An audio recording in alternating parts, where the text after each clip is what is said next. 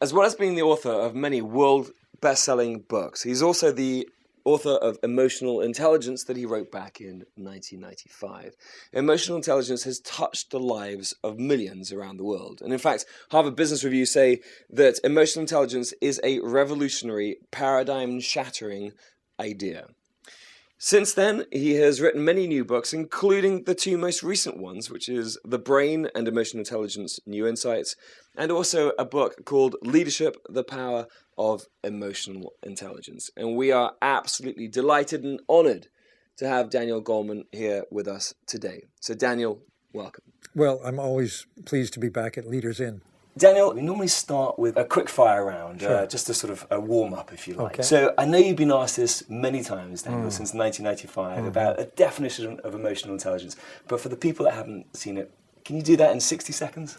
Emotional intelligence is being intelligent about emotions. So it's managing ourselves, being self-aware, managing emotions. It's handling our relationships well. That's it. And what would you say is the most common question you get asked about emotional intelligence? And can you answer that for us? Sure. Probably the most common question is, what can I do to boost my emotional intelligence? Great. To increase it? Yeah. And what would be the sort of the quick fire answer to that? It's not easy, but it's doable. It's learnable. It's learnable. Yes. Okay. If there was one piece of advice you'd give on go out there and master one thing to improve your emotional intelligence, what would that be? Be more mindful. Pay more attention to your own inner world and pay more attention to other people. Excellent. Daniel, is there anyone that sort of personifies emotional intelligence that you think is really good out there in the world at the moment? I think my favorite is the Dalai Lama. Why do you think he personifies it so well? Well, you know, he actually cares about people, and he is, he's actually, I just saw some survey data, he is the single most popular figure in the world. He's the most popular world leader, but he's nonpartisan. He's there on behalf of everybody, and I think that's fantastic. One thing that you're most proud of, Daniel, so far in your career to date? I think it's that the emotional intelligence curriculum has been picked up for schools, kindergarten through to university. That really, I think, in the long run, is my biggest accomplishment, helping that along. Yeah. So worldwide now, people are talking about emotional intelligence, which I knew was a dream of yours back in 1995, and now schools are going to be talking about it as well. That's pretty cool. One of the things I saw, Daniel, when I was reading about that is that they use a traffic light system whenever a kid's getting into a bad mood, red, and that sort of sunk in with me. Maybe that well, it's not a traffic light. It's one of the model programs that I've looked at quite a bit, which is in a inner city, poverty-stricken neighborhood, high crime, drug dealing, and so on. The kids there in every classroom see a stoplight, red light, yellow light, green light. It says, when you're getting upset, remember the stoplight, stop, calm down, and think before you act. That's really good advice. Yellow light, think of a range of things you might do. And then green light, pick the best one and try it out. And it's very effective for kids. Yeah. And that's a basic lesson in emotional intelligence. Yeah, excellent. It's good for a 39-year-old like me as well. If we can start now with a topical question, sure. And that is, with all your collective wisdom around leadership and CEO skills and what makes people be successfarail, if we can talk about Steve Jobs. Obviously, back on October 6th this year, we lost Steve Jobs. And people like Barack Obama said the world has lost a visionary. So can we ask you, what is it you think that made Steve Jobs such a great CEO and even icon? Well, he was a leader. He wasn't a manager. In fact, he wasn't very good at managing. He knew that. But he was fantastic at inspiring people and motivating them and setting a direction. Not only a direction, a visionary direction. What was remarkable about Steve Jobs is that he pushed the boundaries. He didn't take things as a given. He looked at the system and reinvented it. So we got the iPod, we got the iPhone, we got the iPad, and ITV is next. And that takes great vision. So he had all of the elements of someone who can change things permanently. He was able to see what other people couldn't. He was able to understand how to get there, and he was able to move people to make it happen. Yeah. I mean, his products are world famous, and how do you think he's been able to get such a cult following, both internally and also externally? Do you think he had a great emotional intelligence? I think, like everyone else, he was a mixed picture. Yeah. And I think he was, some people found him not so emotionally intelligent, and some people saw that he was superb. And by the way, emotional intelligence is not one thing.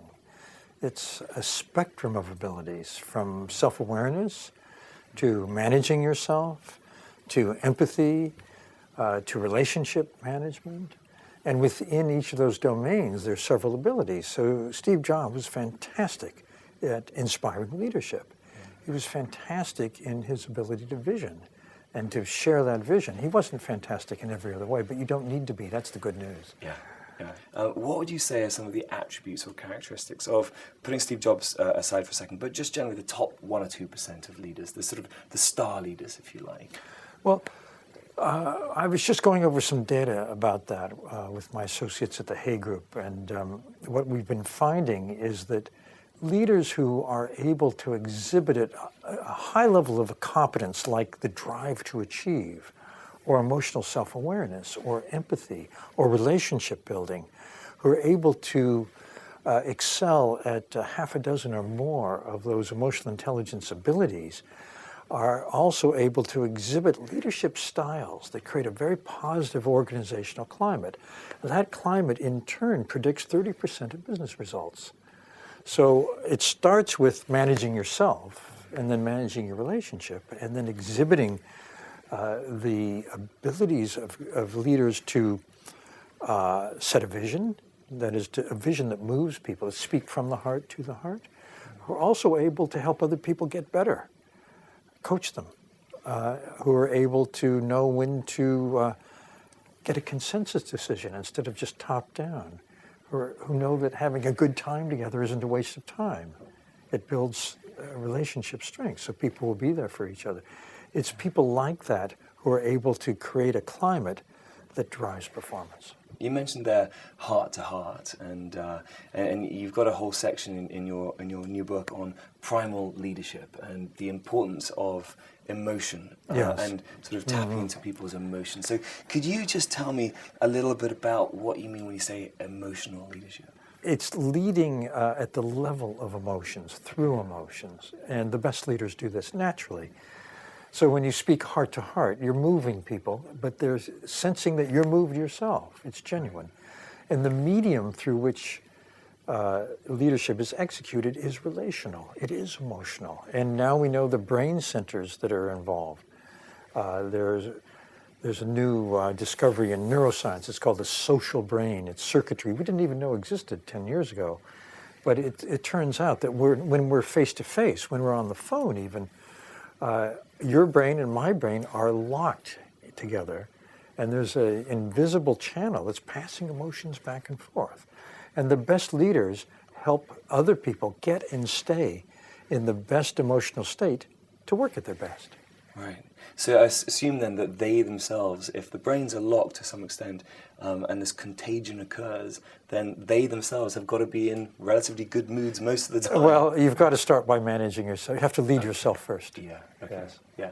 So then let's just talk about that, because you have a great chapter in there talking about the correlation between good moods and bottom line, and there's a direct correlation. So if a leader comes to work and they've read your books and they understand the contagion principle, then how do they get in a good mood if they are in a fundamentally bad mood? Let's start with the data first. Okay. I think you're referring to a number of studies that show if the leader on a team or in a group is in an upbeat mood, people in that group catch that mood, and performance goes up.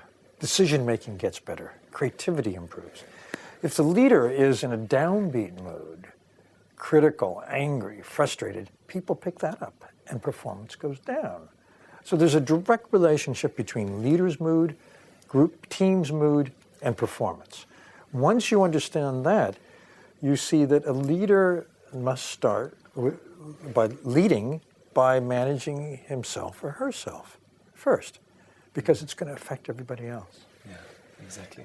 And you mentioned there about authentic leadership. You've got to, people will be able to tell the difference if you're trying to get to people's emotions, but you're just faking it. Well, we have radar for that. Yeah. And it's built into the brain. And, if it doesn't ring true, it's just not going to work. Yeah. Okay. Is there such a thing as a personality type that's just a grouch? And if that is the case, have they got any chance in leadership? There are types of grouches. Some grouches are lovable grouches. I mean, they seem tough on the outside, but they're soft on the inside, and people pick that up.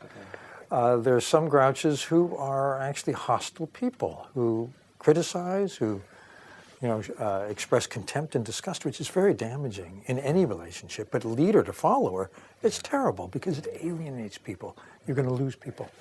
Absolutely. Yeah. So can you just tap into self-mastery just a little bit and tell us about how you can, you mentioned self-regulation. Sorry to use your terms. I might not be having the right, but how you actually can manage yourself if you come to work and you're in a horrible mood and you know that it's very important that you're in that.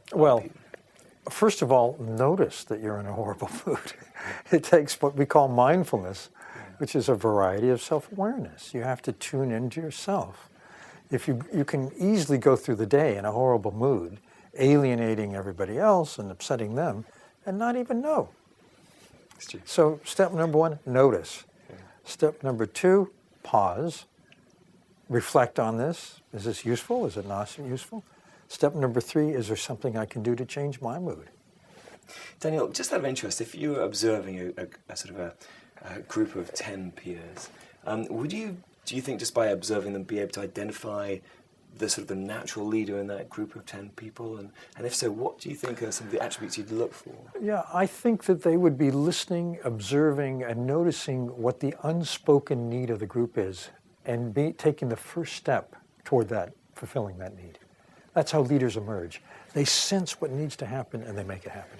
Yeah. You talk about group IQ there. If you can just define group IQ for us, because I haven't seen. Yeah, the group IQ is very important. It's the sum total of the best talent of each person on a team contributed at full force. That is the group IQ. That summates into group IQ. However, the best predictor of the performance of that team is not the potential group IQ. It's the harmony on the team. Right. In other words, how long can we get along with each other? Yeah. Can we work together? Do we cooperate well? That means that people are free to express their best talent at full force and will want to. Yeah. You mentioned in Group IQ as well about sort of harmony and also that the leaders are socially skillful. Presumably that doesn't mean that they're just the most sociable in the group.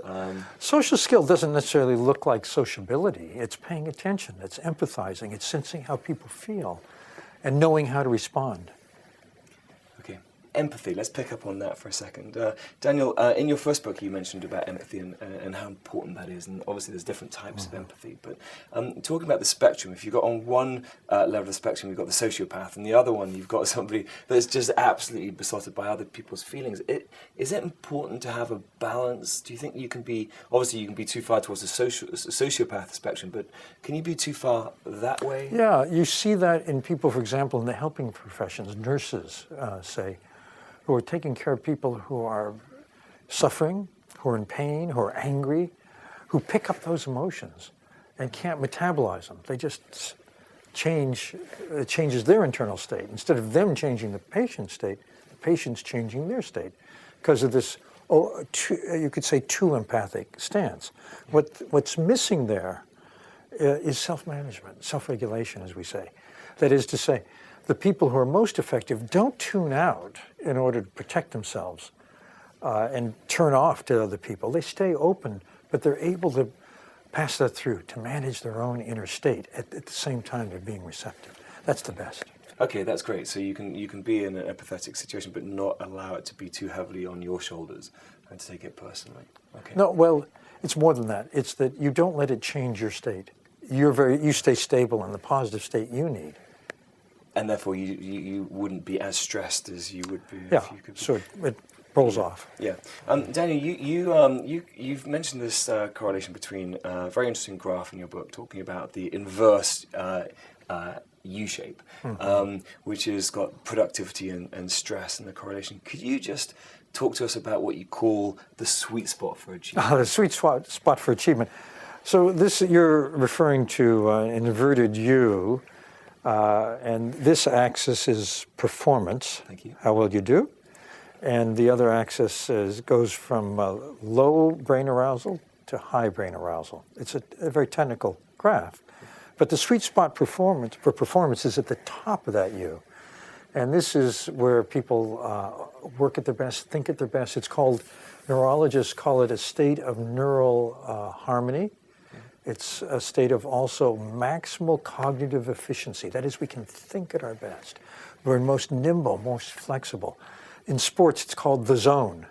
You know, athletes who are superb, when they're being at their best, are in that zone. And it's sometimes called flow.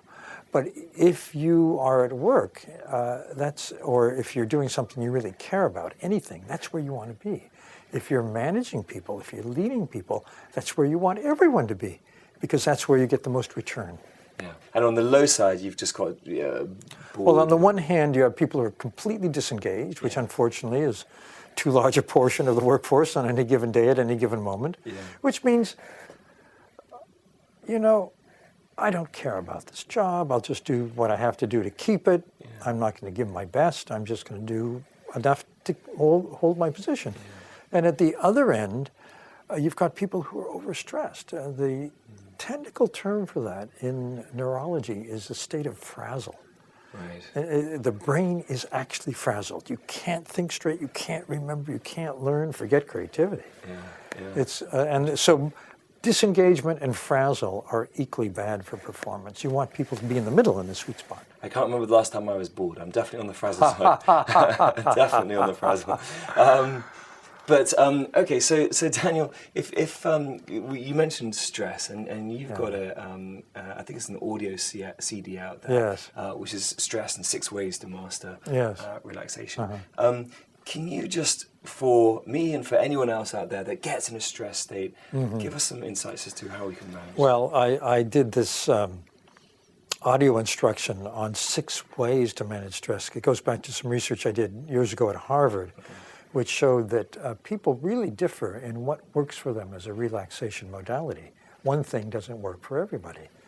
And so one way to relax, if you want a method, and I recommend that people have a method. The reason is this.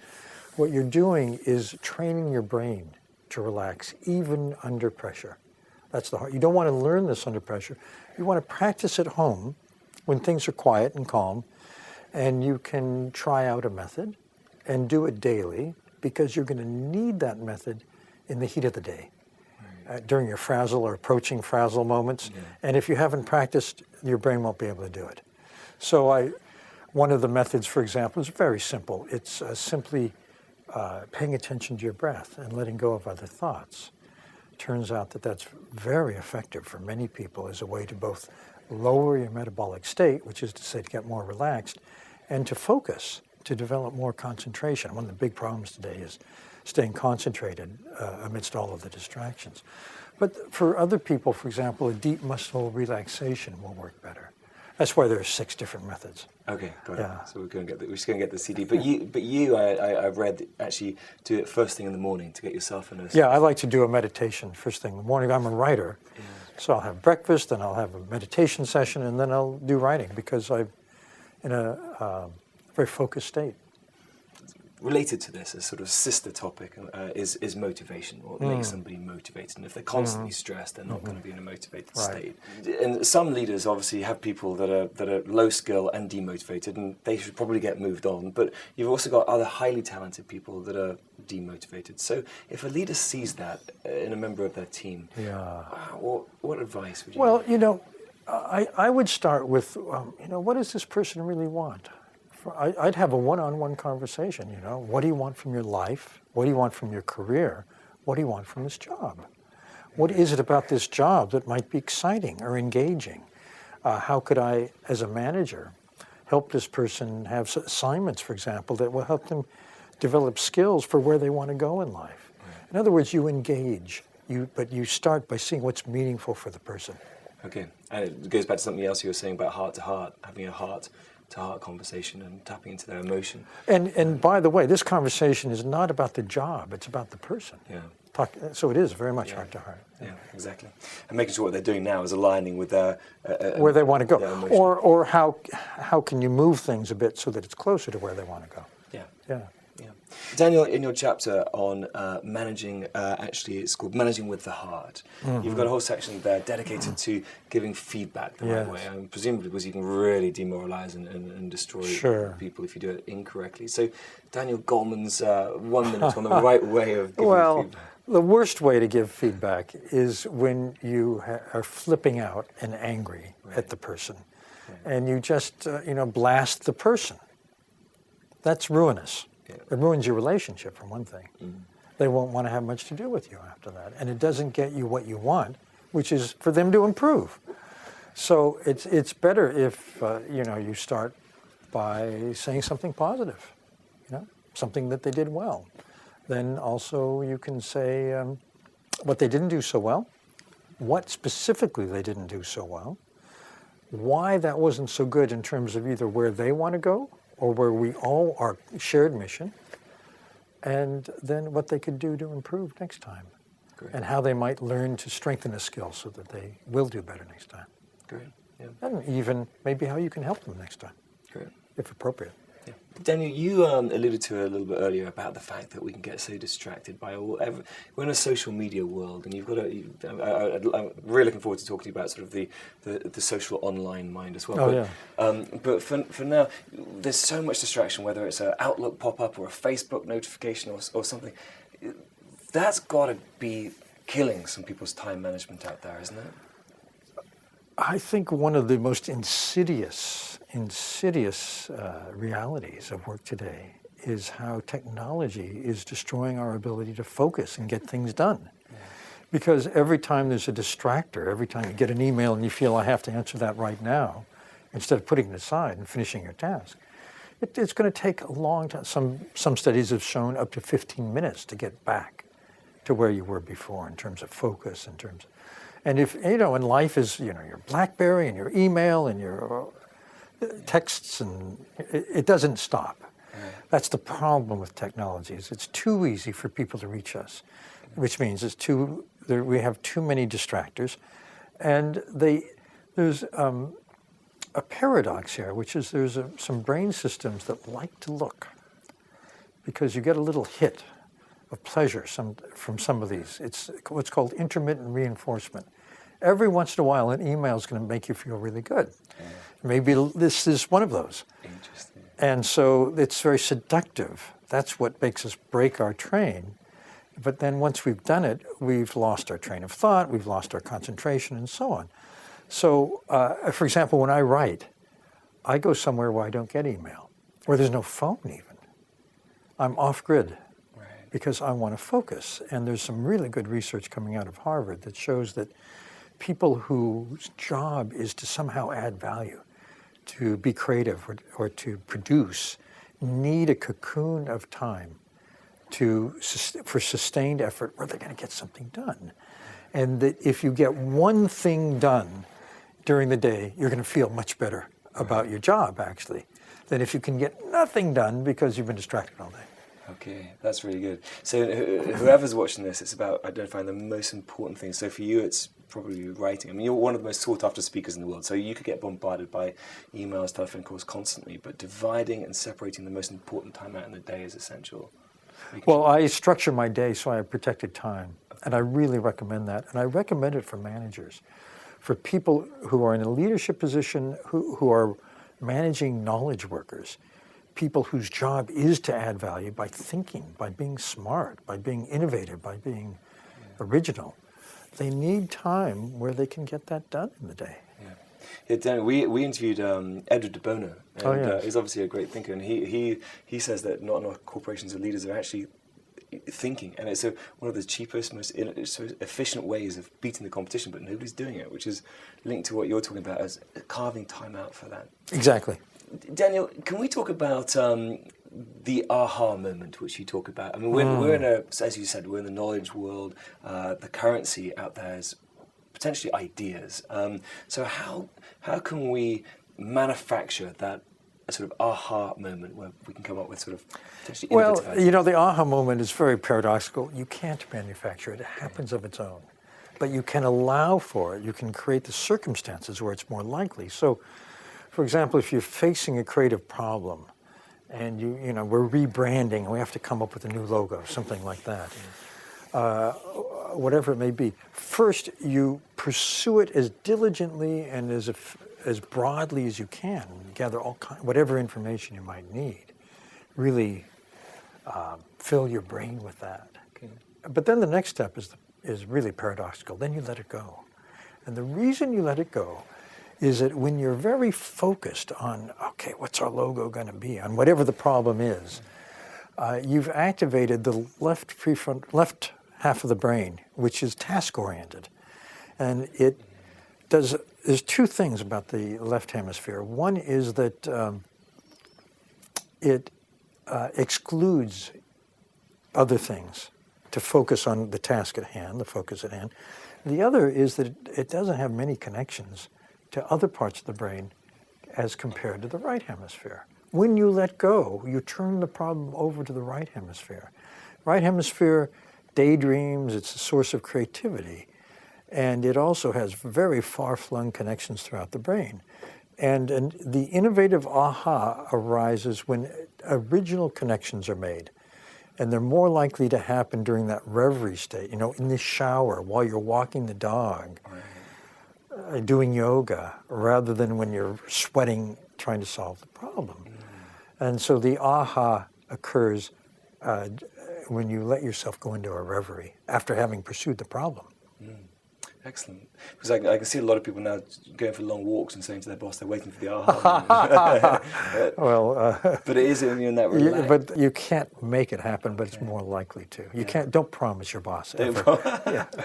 One innovative disruptive idea per walk. That'd be quite good, wouldn't it? That's a lot of pressure. But talking about pressure, can you put yourself under pressure to come up with an idea by 3:30 this afternoon? I mean, does that? Well, of course you can, but it just may not be your best idea. Okay, got you. Yeah. Okay. Take a weekend for that.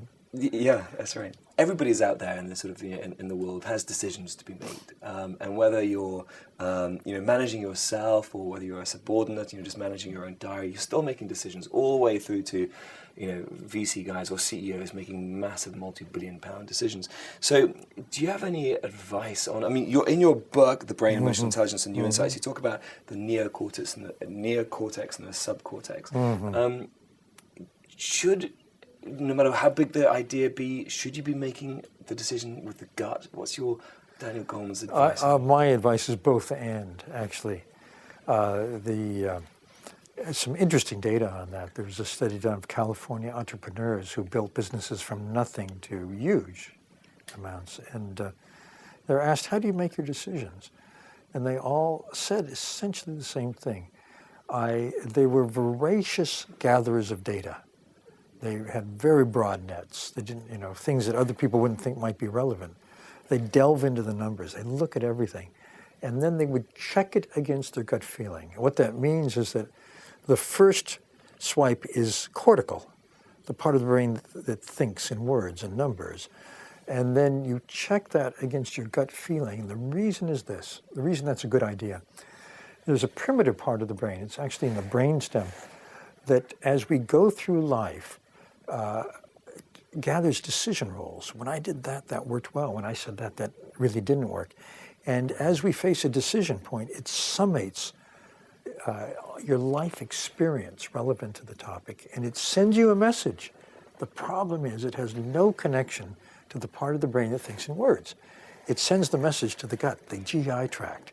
So when you say trust your gut, actually that's literally true, because you get a felt sense. Feels right, doesn't feel right.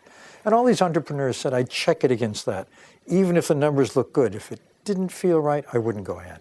That's amazing, yeah. Reading your book, that's one thing that jumped out. Have feelings about your thoughts. Well, feelings about our thoughts are absolutely essential. If we had no feelings about our thoughts, we wouldn't know our priorities. Yeah. And equally, you can't just go around just operating on your feelings alone. You've got to... No, feelings and thoughts. Yeah. Daniel, we've talked a lot about leadership, and last time we interviewed you, Barack Obama hadn't quite made it to the White House, but he was doing pretty well in the polls. Now he's been in office. Is there any thoughts that the great Daniel Goleman has on Barack? Well, you know, there's the Barack Obama we elected, there's the Barack Obama we got, and there's the Barack Obama we wished we had. And there are three different leadership styles. The one that we elected was a visionary leader, very moving, very inspiring, speaking from the heart to the heart in a way that actually moved people by the millions to vote for him. Beautiful vision. The one we got was a leader who relied on a consensus style when it was just ineffective. He kept pretending that the opposition wanted to work with him, and they didn't. And he got disappointingly far, so few results. And then there's the one that we wish we had, who would have taken control more and been more commanding during real emergencies. And that's the one I think that would have gotten some results. Okay. So your 6 attributes of leadership, maybe he could have swung to some of those other ones. Well, if he had exhibited more leadership styles at the right time in the right way, I think he would have had a more effective presidency. Okay. I mean, it's not over, but we'll see. Good. So page 37 to 58 of your book, that was good. Barack Obama, obviously, and whoever's out there in the world at the moment who wants to get elected for anything, pretty much, has got to have some form of online polling. But one of the things I've noticed is that sort of you've got a section called the social brain online, and people have the ability to shoot off emails they don't necessarily mean, or some of the. It's most notable if you go to YouTube and you watch some of the comments that people have made on people. They wouldn't say that to their face, I'm sure. Exactly. So why is that, and where do you think it's going? Well, here's the problem. Our brains are designed for face-to-face interaction. And the social brain, when we're interacting with someone, is constantly managing us, telling us, okay, you can say that, don't say that, now you should do this. Online, there is no channel for the social brain.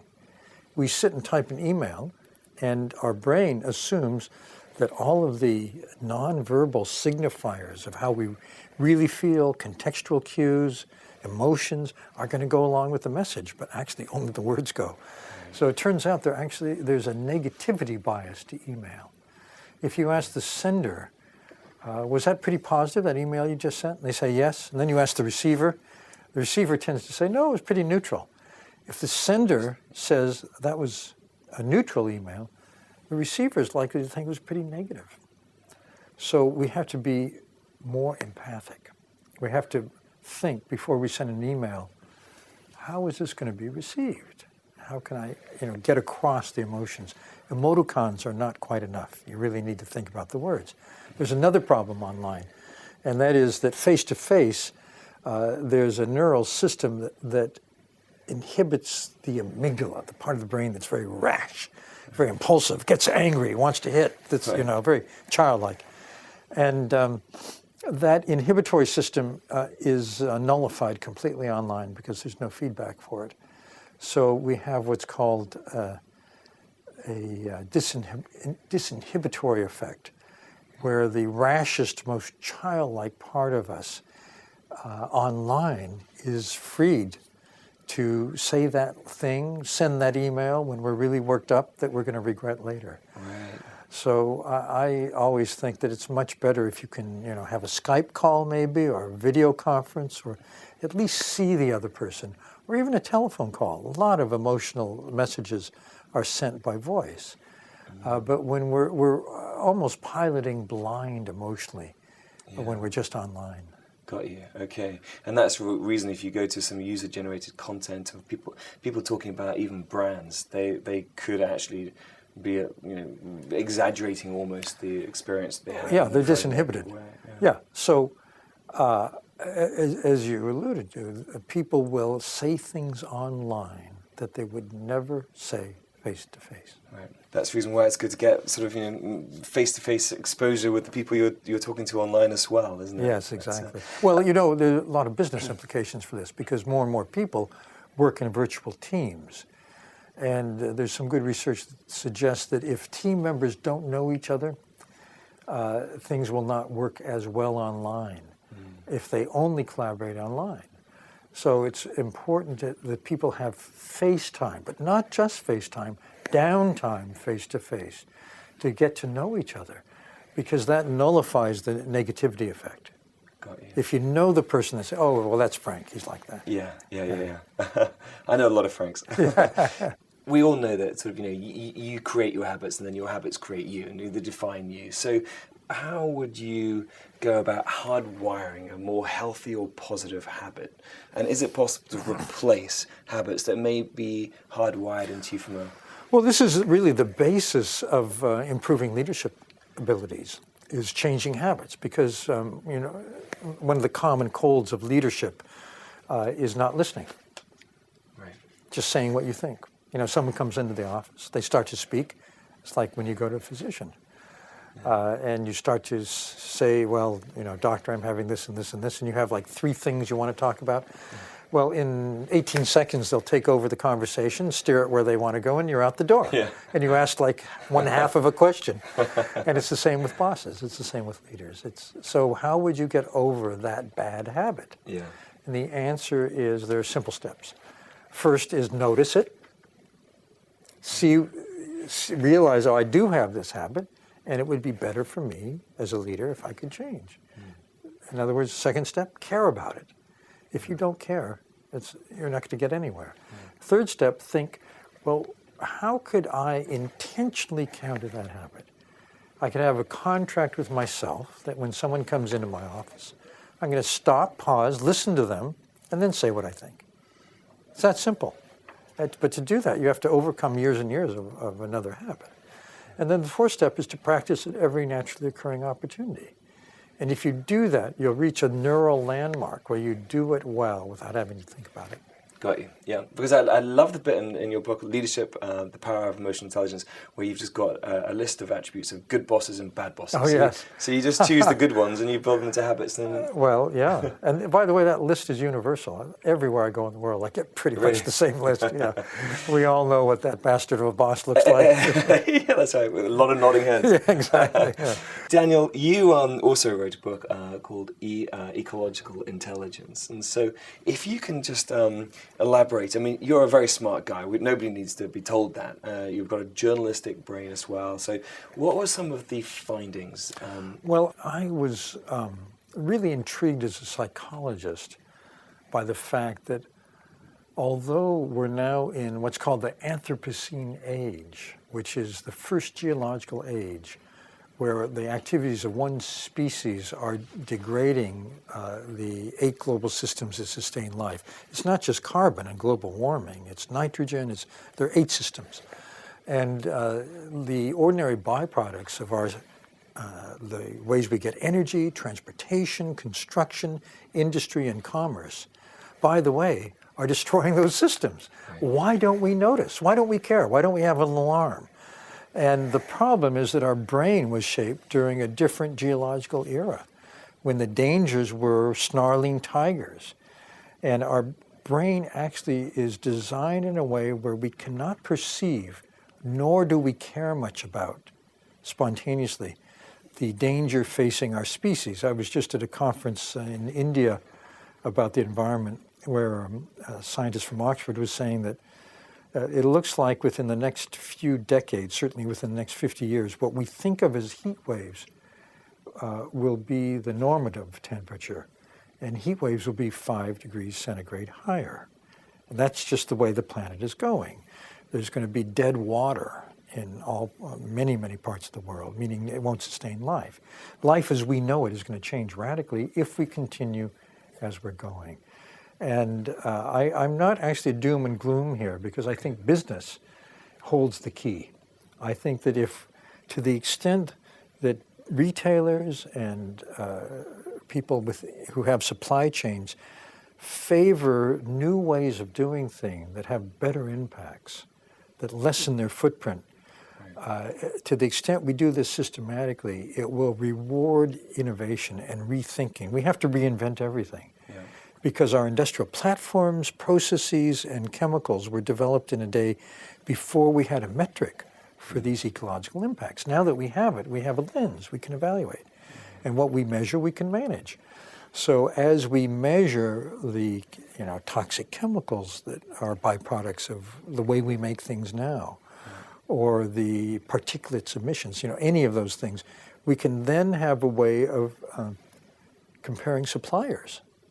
Look at your supply chain, and where can you get something better? To the extent that we all look for improvements in the supply chain, and that retailers look for products that are better, we're going to drive enormous innovation. I think actually the next 50 years we'll see a period of fantastic reward for entrepreneurial, innovative solutions. Yeah, exactly. And do you think it's going to get into the mind of consumers that they would want to choose an ecologically friendly manufacturer? Well, it's interesting. Today's consumers, only about 10% care passionately. 30% couldn't care less. However, if you look at children who are growing up with a steady drumbeat of dire warnings about what will happen within their lifespan, you're going to see a very different consumer. And forward-looking companies see this now. Some of the biggest companies in the world are planning for the next generation consumer. So they're trying to get ahead of this. Daniel, all the way from leadership to what we've just been talking about, ecological intelligence, I just wanted to say it's been an absolute honor again to have you here, Daniel. Thank you very much. On behalf of our viewers and me, thank you, sir. Anthony, always a pleasure. Thank you.